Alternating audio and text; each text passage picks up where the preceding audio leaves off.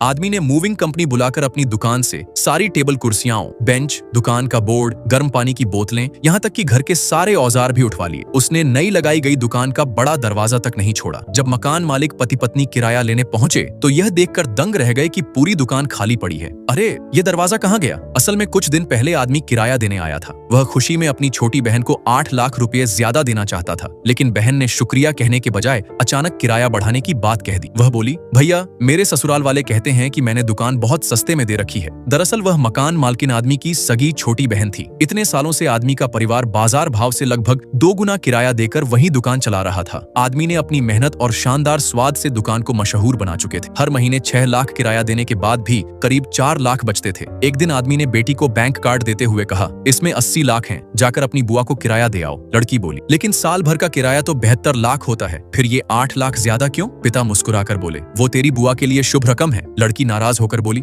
आसपास की दुकानों का किराया आधा हो चुका है, लेकिन बुआ ने कभी कम नहीं किया। तभी बुआ दुकान पर आ गई और बोली, अगले महीने से किराया 10 लाख होगा। लड़की ने कहा, सारा खर्च निकालने के बाद मुश्किल से 4 लाख बचते हैं। अगर किराया इतना बढ़ गया तो हम क्या कमाएंगे? लेकिन बुआ बोली, तुम्हारी दुकान में रोज इतनी भीड़ रहती है, अगर किराया नहीं बढ़ा सकते तो दुकान खाली कर दो। लड़की गुस्से में बोली, बगल वाली दुकानों का किराया सिर्फ 3 लाख है, रिश्तेदारी न होती तो हम यहाँ कभी दुकान नहीं लेते। लेकिन बुआ अकड़ते हुए बोली, हमारी दुकान की किस्मत अच्छी है तभी चल रही है। लड़की बोली, दुकान पापा की मेहनत से चलती है, किस्मत से नहीं। पिता ने समझौता करने की कोशिश की, लेकिन बुआ नहीं मानी। भाई का दिल टूट गया। माता पिता के मरने के बाद उसी ने अपनी छोटी बहन को पाल पोस कर बड़ा किया था। उधर बुआ का पति बोला, इतनी भीड़ वाली दुकान है, किराया बढ़ाना तो बनता है। पूरी रात सोचने के बाद पिता ने तय किया कि अगर बहन सिर्फ 2 लाख बढ़ाने पर मान जाए तो वह तैयार है। लेकिन तभी एक पुराने ग्राहक ने कहा, मेरे पास एक दुकान खाली है, तुम लोग चाहो तो ले लो। पिता को अब भी उम्मीद थी कि उनकी बहन इतनी निर्दयी नहीं हो सकती। तभी अचानक दुकान की बिजली और पानी बंद हो गया। बुआ और उसका पति घमंड से अंदर आए। यह सब उन्होंने डराने के लिए किया था। बुआ का पति तो ग्राहकों की टेबल तक पलटने लगा। मजबूर होकर पिता बोले, ठीक है 2 लाख ज्यादा दे दूंगा। लेकिन इस बार उन्होंने कहा,